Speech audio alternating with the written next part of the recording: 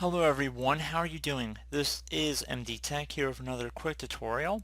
In today's tutorial, I'm going to show you guys how to make free phone calls with Gmail. So there are currently free US calls available for anybody who's living in the United States. So if you're calling outside of the United States or abroad, you're more than likely not going to be able to take advantage of this feature.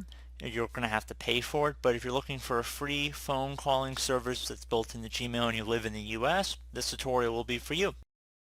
So very simple. All you have to do is just left click on the little phone icon underneath the Gmail page. You can see where I'm hovering my mouse and it looks like a little telephone icon. Left click on that and then left click on make a call.